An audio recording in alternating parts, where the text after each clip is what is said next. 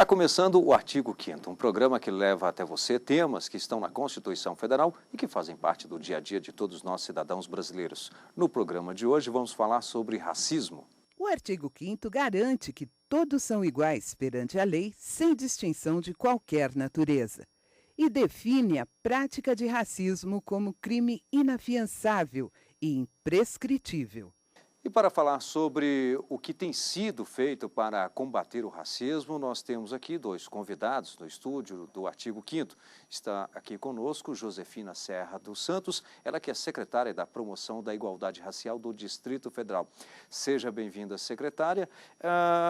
O que pode ser considerado um ato de racismo? Um ato de racismo, digamos assim, é quando... infelizmente, a maioria das vezes a sociedade ou as pessoas discriminam toda uma raça, né? E, digamos assim, você me agride um indivíduo indiretamente, mas nesse contexto você está agredindo toda uma raça. Aí eu dou como exemplo o racismo que existe e que é contra os negros, infelizmente, e um outro caso de racismo que todo mundo sabe, que foi o Holocausto. E nesse sentido você considera o que é racismo, que é diferente da discriminação. Posso demonstrar que através de mim eu digo como é que eu venci um monte de discriminação. Fala assim, várias discriminações. Negra, mulher, nordestina e ex-empregada doméstica. Para você conseguir isso, um dos elementos para você conseguir isso, que eu ultrapassei todas essas barreiras, foi através da educação. Bom, está aqui conosco também o Dr. João Paulo Todi, vice-presidente da Subcomissão de Direito Penal da OAB, da Seccional Distrito Federal. Seja bem-vindo, doutor João Paulo.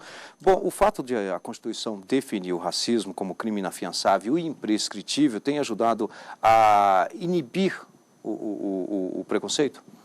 Bom, em verdade, não é a pena nem a possibilidade de ser imprescritível, nesse caso, que vai tornar o indivíduo menos agressor ou menos ofensor, né? Não se deixa de cometer crime por causa das penas previstas, né? Se sabe que se deixa de cometer crime por uma educação, por uma orientação, e o que a Constituição Federal buscou ao torná-lo inafiançável, né, imprescritível, foi na busca de torná-la mais severa, até no sentido de considerar o crime de racismo como um crime hediondo, porque, como a própria secretária já informou, ela não agride um indivíduo especificamente. Na verdade, o ofensor, ele ataca toda uma etnia, ou todo um grupo religioso, ou até mesmo qualquer outro estereótipo, né, utilizado. E para evitar que haja essa segregação dentro da própria sociedade, que toda segregação é negativa para a construção da sociedade, ela acaba que torna muito mais severa a tratativa penal, né, sobre esse tipo de crime. O preconceito no Brasil é histórico e mesmo com a lei que define como crime, muita gente ainda é vítima de racismo. A luta contra esse tipo de atitude ganha força com o exemplo da baiana Luizlinda, que venceu obstáculos e se tornou a primeira juíza negra do país. A baiana Luizlinda Dias Santos tem muita história para contar, a maioria de preconceito e discriminação racial. Ouviu muito desaforo, mas não abandonou o sonho de se tornar a primeira magistrada negra do Brasil. Para ela, a luta é diária. Geralmente eu vou para casa, choro, mas eu digo que eu recebo uma chibatada de manhã, recebo outra meio-dia e a da noite já fica pronta. Mas quando eu me vejo livre da noite, eu levanto, mas eu levanto com força total. Os negros enfrentaram o racismo logo na chegada ao Brasil durante o período colonial. Eles vieram para servir de escravos nos engenhos de cana-de-açúcar. O processo de libertação foi lento. A abolição da escravatura com a Lei Áurea só ocorreu em 1888. Em 1951 foi editada a Lei Afonso Arinos. O racismo no Brasil passou a ser contravenção penal, mas só em 1988, com a promulgação da Constituição Federal, o preconceito racial foi considerado crime imprescritível e inafiançável. Em resposta à mudança da Constituição Federal, veio a lei em 1989, a Lei 7.706, que instituiu propriamente o crime de racismo e aí deu a ele um tratamento mais severo. Sofreu alterações ao longo dos últimos anos, mas de qualquer maneira foram alterações cada vez acentuando mais a importância e o significado do combate ao racismo no Brasil. Apesar da liberdade concedida, os negros ficaram presos até os dias de hoje ao preconceito racial. O tempo passou, a sociedade evoluiu, mas algumas ideias, na verdade várias ideias, né, permanecem involuídas. Por exemplo, essa ideia de que cor é critério de superioridade ou inferioridade. Casos de racismo costumam ganhar repercussão nacional. Um deles ocorreu neste cinema que fica num shopping aqui em Brasília. A funcionária que trabalha na bilheteria denunciou que foi ofendida por um cliente que é psicanalista. Ela, que é negra, teria sido insultada depois de pedir para o homem que chegou atrasado à sessão aguardar na fila. Para a juíza Luiz Linda, casos de racismo e preconceito são ainda comuns. Estavam acostumados a nos dar somente a vassoura e o pano de chão, e não uma caneta. Para tentar combater este tipo de comportamento, o Estado vem disponibilizando políticas públicas para garantir a inserção dos negros na sociedade de forma igualitária e justa. Recentemente, o Supremo Tribunal Federal confirmou a constitucionalidade do sistema de cotas aplicado em algumas universidades públicas do país. Depois de estudar muito e ser a primeira magistrada a proferir uma sentença contra o racismo no Brasil, Luiz Linda se emociona. Me deu assim um alento muito grande. Eu cumpri a minha missão. Aliás, como sempre eu faço, eu procuro sempre não errar. O negro não pode errar. Ninguém pode errar, mas o negro muito menos.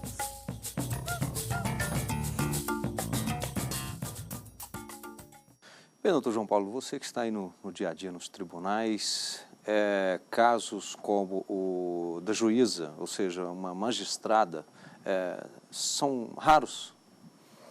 Bom, eu posso dizer que hoje não são tão raros quando se pensavam e quando se era há alguns anos atrás. É verdade que até meados de 10 anos atrás a gente tinha grande dificuldade dos negros ascenderem a qualquer uma profissão que tivesse uma repercussão, que tivesse competências e poderes, né? Mas nós temos o caso de Joaquim Barbosa, que também é um magistrado de cor negra, né? E que é uma das maiores sumidades do país na área do direito. Mas eu digo isso não só nessa seara, não. Então, temos nas searas tanto de empresários quanto diretores de grandes empresas multinacionais, presidentes como do HP Brasil, também era negro, e a gente tem aí uma leva de pessoas que vêm ascendendo, mas não só a questão negra. Eu sempre busco informar, lembrar que o racismo não é apenas contra a etnia em si, né? E aí também vale depois salutar a diferença entre injúria racial, que a própria secretária já havia mencionado, quando é contra o próprio indivíduo em específico, e quando é o racismo em si, que tem grandes distinções legais, inclusive na imprescritibilidade. Só que a gente tem que lembrar que os negros, eles são seres como todos nós, e assim como nós, e essa questão do sociólogo colocou, que não é a cor que define a competência ou capacidade, e sim a educação, em si, o ensino e o esclarecimento sobre os principais temas, é que vai levar alguém a algum cargo de ascensão ou não. Eu gostaria de complementar o Dr. Todd. Uma das coisas assim que a gente vem batalhando até para ser combatido a discriminação racial foi quando o governo do Distrito Federal criou a Secretaria da Promoção da Igualdade Racial do Distrito Federal. Isso foi um reconhecimento dele e que já está constatado. Nós negros, aqui no Distrito Federal, somos 57% da população. E se somos 57% da população do Distrito Federal, porque só tem uma secretária negra. Em todo o conjunto, só tem uma secretária negra. E que ele que teve a coragem de criar essa secretaria. E se somos mais de 60% da população no Brasil, por que só tem um ministro negro?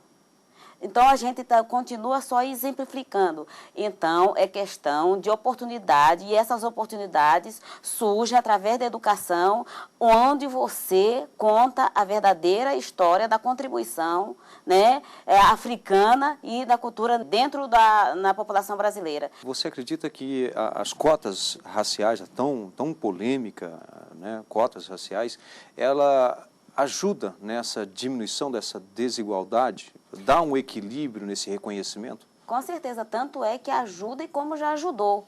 Tanto é que, em função disso, que houve toda essa repercussão.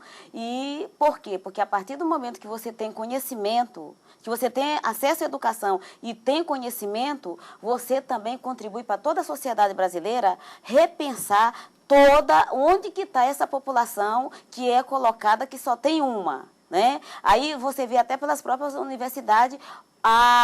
Quando você chega na universidade, você vê realmente, começa a ver a diversidade da população brasileira. Aí você começa realmente, podemos sonhar que daqui a um tempo realmente vai haver uma igualdade racial. Igualdade racial é igualdade de direitos. Né? Porque você é impedido de ter acesso a esse direito e impedido de muito menos exercer esse direito. E quando nós, negros, índios e ciganos, temos acesso a esses direitos, muda toda a concepção da sociedade brasileira. Então é nesse sentido que as cotas realmente veio para mudar essa concepção de, através da educação, você realmente mudar essa questão de racismo no Brasil e da discriminação. E no próximo bloco você vai saber mais sobre o combate ao racismo. O artigo 5º volta já.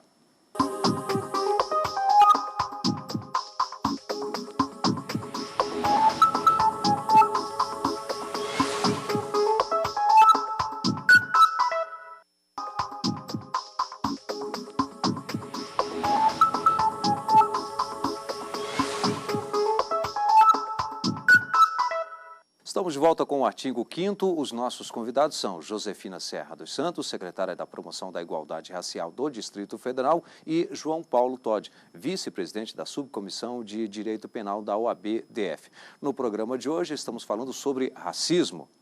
Violência é um problema que atinge toda a sociedade, mas entre suas maiores vítimas estão jovens e negros. Dados do Ministério da Saúde mostram que 53% dos homicídios registrados no país vitimam pessoas jovens.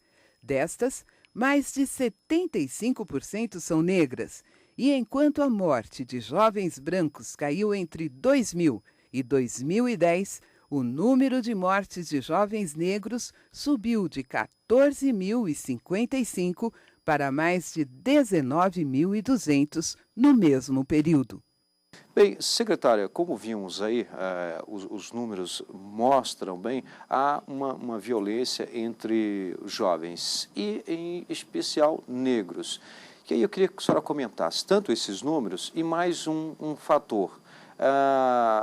Esses jovens e negros sofrem muita violência por parte da polícia e é o Estado, inclusive, agindo? Essa questão da violência contra a juventude, principalmente a juventude negra, infelizmente já tem todo um histórico, né? E hoje é percebido que não ter tido acesso à educação, à informação, a maioria dos negros moram na periferia e a juventude não seria diferente. E quando você não tem acesso à educação, acesso a trabalho, a juventude fica muito mais fragilizada e tem uma outra porta que, infelizmente, que está aí, todo mundo sabe, que é a porta do crime, do crack, né, das drogas, e isso acaba, né, evidenciando na população negra. O que nós temos feito nesse sentido? E junto com o governo federal, com a CPI federal, que foi lançado o plano de enfrentamento ao genocídio da população negra, é que as escolas, né, tenha o tempo integral, trabalhar para que, né, na questão do empreendedorismo para a juventude negra e, principalmente, junto com a Secretaria de Direitos Humanos, a CPI e a CPI do Distrito Federal, né, que, infelizmente, aqui o genocídio da juventude negra, o Distrito Federal está em 5º lugar, preparar melhor o aparelho do Estado, que é principalmente a polícia. Então, a gente está tentando fazer, já estamos com um projeto em andamento para a gente ver como é que faz isso junto com a polícia, porque, infelizmente, quando tem uma abordagem nesse sentido, e isso aí vem de muito longe, né, que, infelizmente, quem está aí não tem, nem tem culpa, que isso aí é um processo histórico, que a gente está trabalhando isso, porque ainda tem aquela velha visão, até que para o negro, infelizmente, e principalmente para o jovem negro, até que ele prove o contrário, ele é culpado. E a sua cor vem em primeiro lugar. João Paulo Todi, você inclusive citou já que existe uma diferença, mas então eu queria agora que você explicasse qual é essa diferença, que é como o Código Penal prevê a injúria qualificada pelo preconceito, e então qual é a diferença entre esse crime e o crime de racismo? Bom, o crime de racismo, você tem uma ofensa que utilizando estereótipos, pode ser a questão da etnia, da cultura, da religião, né, da cor em si, para atingir toda uma camada da sociedade, todo um grupo de pessoas. E essa ofensa ela não se limita apenas na agressão em si, mas também no óbice ao acesso de serviços públicos, de ambientes, de ingresso, por exemplo, em elevadores, como se tinha. É bom até exemplificar que o racismo ele tem um sentido mais amplo, porque o objetivo é evitar a segregação, que, por exemplo, quando as empregadas domésticas, até pouco tempo atrás, não podiam ingressar em elevadores sociais. Até que isso veio à tona, veio uma grande discussão e resolveu-se que também incluía-se esse tipo de conduta como um ato de racismo. Já a injúria qualificada, que na verdade ela é uma qualificação do crime de injúria, que é o crime de ofender o indivíduo especificamente, também por estereótipos, aí no caso pelo preconceito, também questão de religião, também questão de cor. O indivíduo não busca ofender toda uma categoria, mas uma classe, um grupo de pessoas, mas sim aquela pessoa em si. E aí, nesse caso, quando se usa o preconceito, que torna-se a qualificação. Enquanto na injúria normal, na injúria simples, você tem ofensa, por exemplo, com palavrões. Você, na injúria racial, você usa como suposta ofensa a dignidade da pessoa, a classe, a cor, o credo.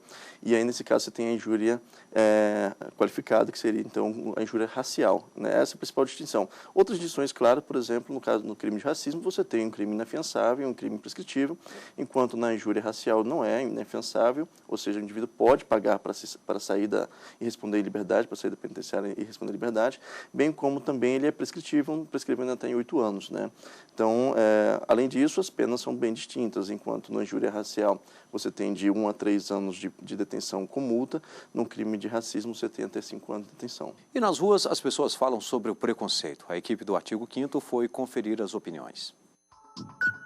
Acho que é uma coisa que está enraizada na cultura, né, das pessoas. Não é uma coisa que vai acabar de uma hora para outra, né? Poucas pessoas ainda demonstram isso, entendeu? Outras não, outras já são mais cautelosas, mas mesmo assim ainda aparece muito. Eu tenho muitos amigos negros, mas eu sei que eles não são bem vistos, eles perdem emprego por isso. Porque quando vai fazer entrevista, olha assim, é preto, não dá. Já sofri racismo, discriminação, existe.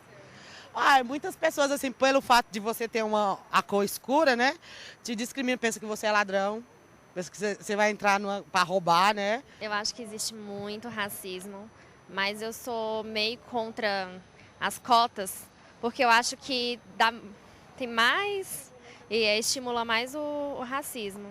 João Paulo, o que ocorre? Qual é a pena prevista para esse tipo de crime, o racismo? De até 5 anos de detenção com multa, né? Enquanto na injúria racial você tem de 1 a 3 anos de detenção com multa. Secretária, como nós vimos ali na reportagem, nós tivemos ali uma negra e ela, ou seja, sempre reforça essa coisa de que existe mesmo e está ali bem próximo. Porque uma coisa, às vezes, é a pessoa não comete, também não vê, mas quando a pessoa é negra, ela sente isso, né? Às vezes até sem uma palavra, ou mesmo um gesto, às vezes um olhar já denuncia isso, não? Com certeza. E como hoje as pessoas até pelo próprio pela própria mídia, né? Digamos assim, programas como esse que começaram a colocar, evidenciar esse tipo de coisa, e as pessoas começaram a prestar atenção. Hoje as pessoas estão prestando muita atenção nesses programas, né? Estão começando assim, ver que conhecimento, você começa, sabe até como se defender melhor, que acho que nós negros ciganos, a gente tem que agradecer muito isso, que está sendo evidenciado. A gente nós temos grandes parceiros nesse sentido, e eu acho que um dos grandes parceiros foi a imprensa. Felizmente, a questão do racismo, da discriminação, do preconceito na sociedade e no mundo não é só uma questão do negro, é uma questão de toda a sociedade, porque enquanto tiver isso enraizado na sociedade, você não consegue ser uma sociedade onde você fica dizendo que é uma democracia, né? Então, e diz que que quando a gente fala do racismo, fala que tem o mito da democracia racial, que todo mundo é igual. E quando as pessoas começam a ter esse conhecimento e que se veem agredidas, né, e percebe que a comunidade ou todo mundo começa a ser agredido, ela começa a denunciar. Então, digamos assim, e começa até a perceber no próprio olhar, na manifestação, quando você vai num lugar, quando você vai no supermercado, quando você entra em qualquer lugar, e as pessoas começam a observar isso. E isso é informação. Quando você tem informação, quando os meios de comunicação começam a colocar isso em evidência, as pessoas ficam atentas. Então, digamos assim, informação e educação é uma maneira de você eliminar e combater qualquer tipo de racismo, discriminação e preconceito. Chega a ser complicado comprovar o crime? Como se trata de uma questão muito verbal, né, informal, fica difícil a comprovação, né? Mas tendo testemunhas, elas já são muito bem aceitas, e bem como vídeos, né, áudios e afins. Mas, como eu falei, a maioria desses atos é espontâneo e ocorre num ambiente, normalmente, em que o indivíduo se sente confortável em fazê-lo, e, por isso, normalmente só está ele e o agredido, e acaba tornando mais difícil a comprovação. Entretanto, é de pasmar que no meio digital, na internet, redes sociais e afins, tem se evidenciado um grande volume de agressões e ofensas junto à questão racial, bem como a questão da injúria racial em si. Então, ou seja, é de alarmar como as pessoas estão se sentindo, inclusive, à vontade de ofender em meio de um registro que já é um registro formal, ou seja, você está ali com a inscrição, está gravado, tem imagens, e mesmo assim as pessoas não se coíbem, né? E é o que a doutora Josefina já falou. Na verdade, não se trata em si da pena. Pode colocar pena de 30 anos. O indivíduo que ele comete crime de homicídio, ele não está deixando de cometer ou vai cometer porque a pena existe, mas principalmente porque existe uma ausência de educação, existe uma ausência do Estado, existe uma ausência de orientação.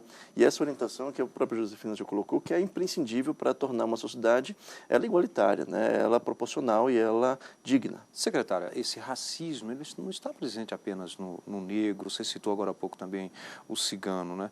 Mas de várias outras formas, como a própria trazida aqui pelo João Paulo Todi, a questão da religião. Se o racismo e a discriminação, o preconceito, está, infelizmente, e que a gente vem trabalhando para isso, para acabar com isso, na questão da religião não seria diferente. Tanto é que uma das coisas que a gente vem batalhando é a implementação da Lei 10.639, que passa por toda a reformulação, né, que tem que vir desde a escola, e quando vem desde a escola, que hoje se percebe que as crianças, quando começam a ouvir isso na escola, elas levam tanto para dentro da própria casa. Sua família começa a cometer certos crimes de discriminação, se a criança aprende certo na escola, tinha que contar a verdadeira contribuição, a história da África, a contribuição do negro dentro da sociedade brasileira e no mundo, a própria criança, elas mesmas começam a ensinar seus pais, que elas mesmas vão dizer, não, pai, tá errado, não, mãe, não é assim. O próprio filho, às vezes, questiona a mãe e diz assim, tipo assim, a minha senhora me ensina desse jeito e eu ouvi que minha professora falou diferente. Então, a formação de qualquer ser humano passa pela educação. Né? E quando a formação do ser humano é pela educação, a questão da religiosidade também está incluída, porque principalmente que nós estamos no Estado laico. João Paulo, como é que você vê também essa discriminação? Bom, a gente considerando a questão religiosa, o Brasil, ele, de fato, é um país laico, mas ele é um país laico legal, porque, na verdade, a própria formação do Brasil, ela veio de uma formação católica, e depois disso, você teve a inserção de outras religiões com maior força, né? E o que acontece é que, de fato, há algumas doutrinas religiosas que são desrespeitadas, infelizmente, não mais por causa da religião em si, mas eu falo que é da cultura do próprio indivíduo. E aí a doutora Josefina, ela define de forma muito coerente que a educação ela vem da base, da infância. Porque se o indivíduo, dentro da formação do seu caráter, que até pelos 7 anos de idade, ele já entende que a igualdade ela se estende, independentemente de credo, independentemente do conhecimento, da cultura, da classe social, da cor, da etnia, afins, ela passa a cobrar isso dos seus próprios pais e dos seus colegas. Então é importante que você tenha uma forte educação de base para que a gente possa montar e construir e orientar uma sociedade que seja formada principalmente por cidadãos brasileiros e não cidadãos alienados, né? Pessoas com desvios de compreensão sérios. E nós temos bastante. E nós estamos chegando ao final de mais um Artigo 5º. Agradeço à secretária da Promoção da Igualdade Racial do Distrito Federal, Josefina Serra dos Santos, e também ao Dr. João Paulo Todi, ele que é vice-presidente da Subcomissão de Direito Penal da OAB-DF. E lembro que você também pode fazer parte do nosso programa mandando sugestões para o e-mail artigo5@stf.jus.br. A gente se vê na semana que vem. Até lá.